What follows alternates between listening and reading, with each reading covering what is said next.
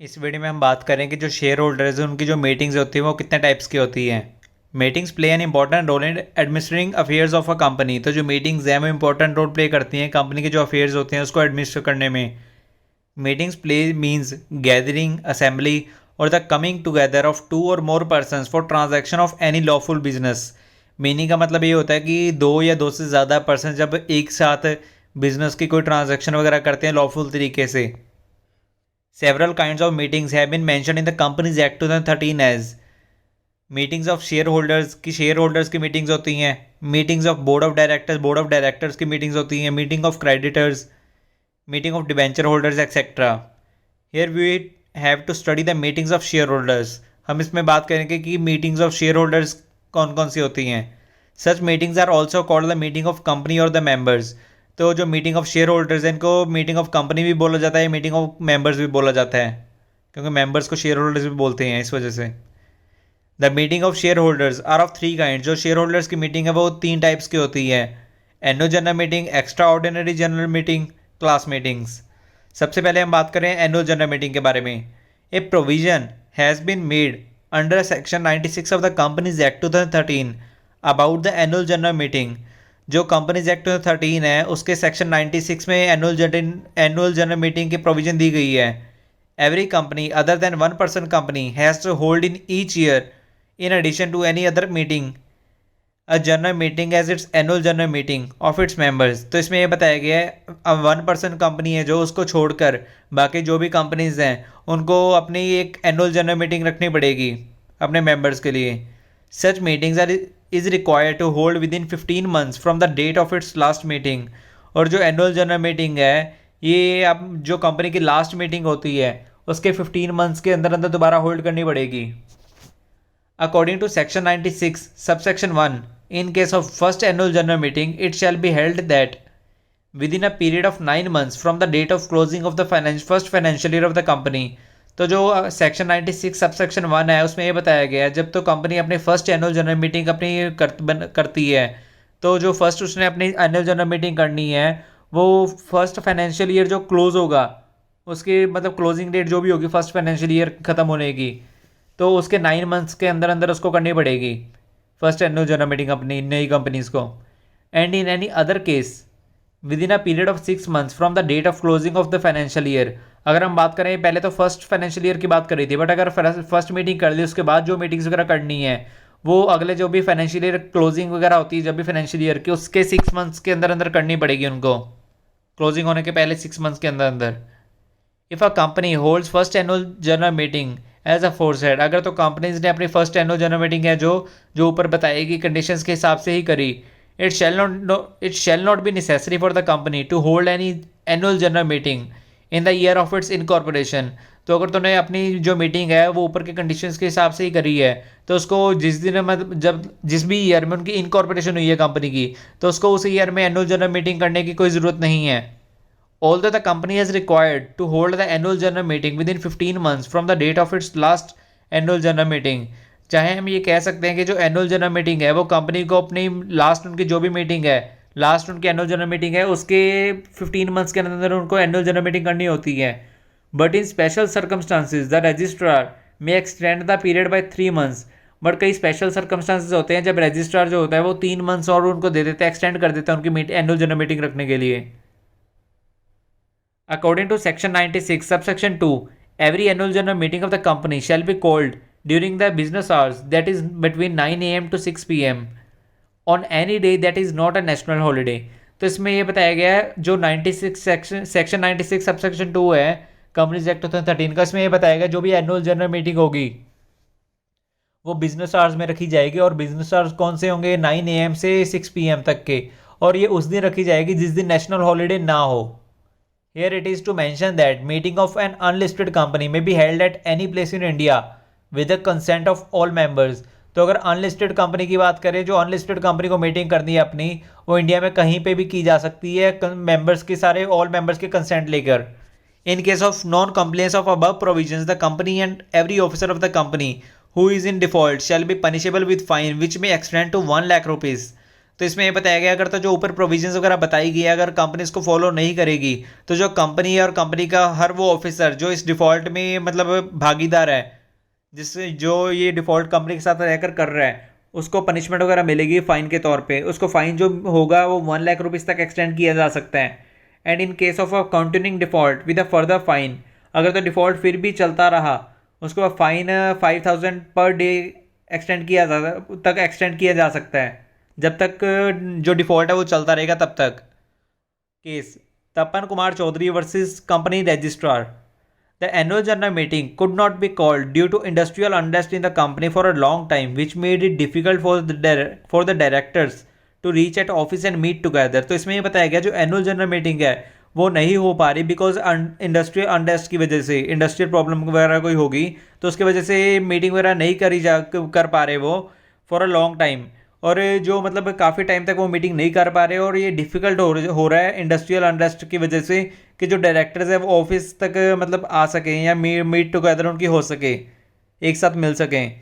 The court held it to be a reasonable cause for not calling this meeting.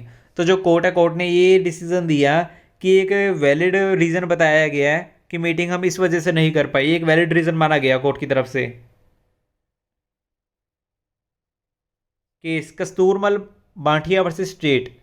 Only the accused and his brother were two members and directors of a private company. इस case में क्या हुआ था, जो accused है और उसके मतलब वो दोनों मतलब दो भाई हैं, दोनों भाई एक प्राइवेट कंपनी के दो ही डायरेक्टर्स थे।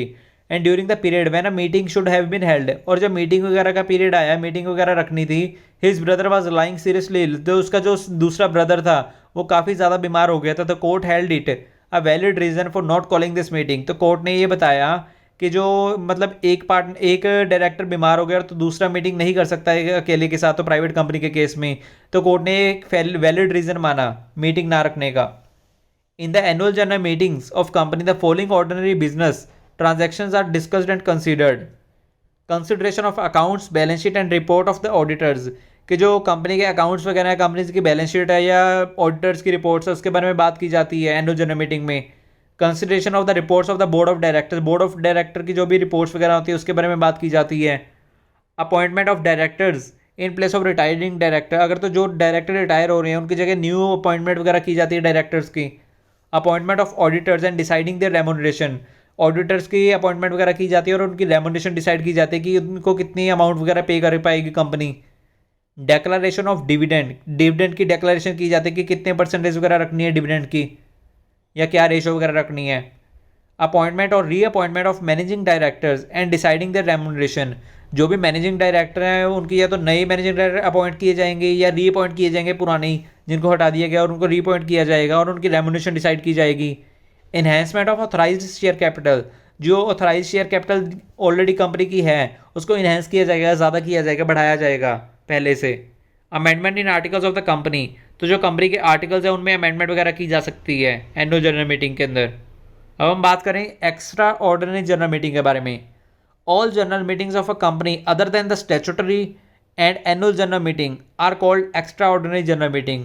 अगर हम बात करें कंपनी की जो भी जनरल मीटिंग्स होती हैं स्टैट्यूटरी और एनुअल जनरल मीटिंग को छोड़कर, बाकी सब एक्स्ट्रा ऑर्डिनरी जनरल मीटिंग ही कहलाएंगी। Normally it has been hold in the middle period of two annual general meetings. तो जो normally extra ordinary general meeting होती है, ये जो दो एनुअल जनरल मीटिंग्स होती हैं उनके मिडल पीरियड में ही होती हैं।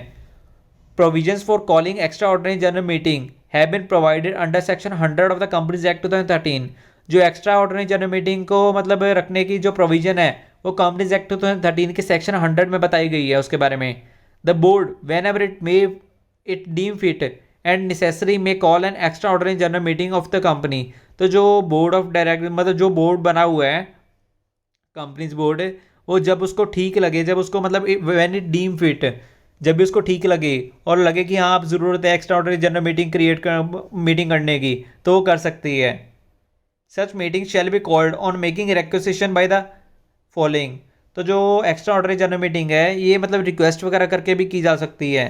When such requisition is made by the holders of at least 1/10 paid up capital, जब रिक्वेस्ट वगैरह उन होल्डर्स की तरफ से की जाए जिनके पास मतलब 1/10 पेड अप कैपिटल वगैरह है ऑफ द कंपनी की, having the right to vote on the matter of requisition, उनके पास राइट है कि वो कंपनी के वो मतलब राइट टू वोट है कंपनी में, मतलब रिक्वेस्ट वगैरह करने के मैटर में। In case of the company not having share capital, अगर कंपनी के पास शेयर कैपिटल नहीं है, the requisition must be made by as many members as have 1/10 of the total voting power. तो ऐसा ही होता है कि मतलब जो भी अगर तो कंपनी के पास शेयर कैपिटल नहीं है तो कंपनी के जो मेंबर्स हैं जिनके पास वोटिंग पावर होती है, तो 1/10 मेंबर्स मिलकर वोटिंग पावर अपनी यूज़ करके रिक्वेस्ट वगैरह कर सकते हैं कंपनी को मीटिंग रखने के लिए। The matters for consideration of which the meeting is to be called shall be mention in the requisition, जो भी मैटर्स वगैरह होंगे जिसके लिए मीटिंग वगैरह रखी जानी है वो मीटिंग के अंदर बताए जाएंगे, रिक्वेस्ट वगैरह में लिखे जाए, मैंशन करने पड़ेंगे। The requisition shall be signed by the requisitionist and send to the registered office to the company of the company. तो जो भी रिक्वेस्ट वगैरह भेजी जाएगी, रिक्वेस्ट नोटिस या रिक्वेस्ट लेटर, उस पर जो भी होल्डर्स वगैरह हैं सभी के मतलब एक लेटर लिख के सभी उस पर साइन वगैरह कर सकते हैं, और उसके बाद रजिस्टर्ड ऑफिस है जो कंपनी का वहाँ पे सेंड कर सकते हैं मीटिंग रखने के लिए रिक्वेस्ट करके। The meeting shall be called by giving not less than 21 days notice in writing by the requisitions, मतलब रिक्वेस्ट वगैरह करनी पड़ेगी उनको जो भी रिक्वेस्ट करनी है। The meeting shall be called by giving not less than 21 days notice in writing. तो जो मीटिंग मतलब 21 डेज का नोटिस मतलब उनको देना पड़ेगा कंपनी को। And the meeting should be actually held within 45 days from the date of requisition. तो इसमें ये बताया गया जो 21 डेज जब होगी नोटिस के कंप्लीट, वहाँ से लेकर जिस दिन कंपनी को नोटिस रिसीव हुए है उस डेट से लेकर 45 डेज जब भी होंगे, मतलब रिक्वेस्ट जब की है, अगर 1 जनवरी को रिक्वेस्ट करी है तो ये मानकर चलो नेक्स्ट मंथ के 15th डेट को मतलब 45 डेज कंप्लीट होंगे, उसके बीच बीच में मीटिंग रखी जाएगी। If the board does not hold such meeting, अगर तो बोर्ड ने फिर भी मीटिंग नहीं रखी, then the share holders themselves may hold such meeting. तो जो शेयर होल्डर्स हैं वो अपने आप मीटिंग वगैरह रख सकते हैं and will recover the expenditure from the company. और जो भी मीटिंग पे खर्चा आएगा वो शेयर होल्डर्स जो हैं वो कंपनी से क्लेम वगैरह करवा सकते हैं, रिकवर करवा सकते हैं। Here it is to mention that an extraordinary general meeting of the company other than the wholly of owned and subsidiary of the company incorporated outside India shall be held at a place within India। तो इसमें ये बताया गया जो extra ordinary general meeting है अगर कोई company करना चाहती है जो होली या उसका मतलब सब्सिडियरी कंपनी है जो भी उसकी, वो इंडिया के बाहर मतलब इनकॉर्पोरेटेड है और वो इंडिया में फिर भी मीटिंग कर सकती है। Case BG Somaya versus Karnataka bank limited. It has been held by the High Court of Karnataka that it is not necessary that the meeting be requested by each shareholder individually। तो इसमें ये बताया गया है जो मीटिंग है वो मतलब ज़रूरी नहीं है कि हर शेयर होल्डर उसके लिए मतलब नोटिस वगैरह दे। A requisition letter prepared by one share holder, मतलब एक रिक्वेस्ट वगैरह करी जा सकती है एक लेटर में एक शेयर होल्डर की तरफ से, और उस पर बाकी शेयर होल्डर्स के साइंस वगैरह कर सकते हैं। इतने मतलब साइंस वगैरह इनफ है इतने से पर्पज़ के लिए मीटिंग वगैरह रखवाने के लिए। ज़रूरी नहीं है सभी को अपनी अपनी लेटर लिखनी पड़ेगी, ज़रूरी नहीं है। Case Ratan ji and company limited in re. It has been held that the requisition to hold extra ordinary general meeting should initially be made to the board. किसमें ये बताया गया जो एक्स्ट्रा ऑर्डिनरी जनरल मीटिंग है उसका जो रिक्वेस्ट वगैरह करनी है पहले बोर्ड को की जाएगी। अगर बोर्ड फिर भी मीटिंग नहीं रखती है, इन case of non calling of meeting by the board, अगर बोर्ड फिर भी मीटिंग नहीं रखती है तो जो रिक्वेस्ट है वो ट्रिब्यूनल को भेजी जाएगी, ट्रिब्यूनल को की जाएगी मीटिंग रखने के लिए। The extra ordinary general meeting may be called for the following purposes. जो एक्स्ट्रा ऑर्डिनरी जनरल मीटिंग है वो इन पर्पसेज के लिए रखी जाती है। To make changes in the memorandum of association और आर्टिकल्स ऑफ एसोसिएशन, कि जो अगर तो मेमोरेंडम ऑफ एसोसिएशन या आर्टिकल ऑफ एसोसिएशन में कोई चेंजेस करने हो तो एक्स्ट्रा ऑर्डिनरी जनरल मीटिंग रखी जाती है। To make changes in the share capital, अगर तो शेयर कैपिटल में चेंजेस करने हो तो रखी जाती है। टू कंसीडर अमेलगामेशन और winding up of the company, तो अगर तो किसी और कंपनी से अमेलगामेट करना है कंपनी को, अपनी कंपनी को, या कंपनी को वाइंड अप वगैरह करना है तो रखी जाती है extra ordinary general meeting. To remove directors, managing directors etcetera prior to completion of tenure, जो मतलब डायरेक्टर्स हैं, मैनेजिंग डायरेक्टर्स हैं, उनको उनका मतलब अगर उनका 5 ईयर्स का टेन्योर वगैरह है और उनको उनके टाइम पीरियड से पहले उनको रिमूव वगैरह करना है तो एक्स्ट्रा ऑर्डिनरी जनरल मीटिंग रखी जा सकती है इस मैटर पे डिस्कशन करने के लिए। अब हम बात करेंगे क्लास मीटिंग्स के बारे में। A mention about class meetings exist under section 48 of the companies act 2013। जो क्लास मीटिंग के बारे में प्रोविजन वगैरह है वो कंपनीज एक्ट 2013 के सेक्शन 48 में बताई गई है। Class meetings are those meetings which are held by the share holders to alter, very और affect the rights of a particular class of shares. Class meetings इसलिए रखी जाती है ताकि जो शेयर होल्डर्स हैं वो मतलब अल्टरेशन वगैरह कर सकें या कोई इंपॉर्टेंट जो राइट्स वगैरह हैं पर्टिकुलर क्लास ऑफ शेयर्स पे उसके बारे में डिस्कशन वगैरह कर सकें।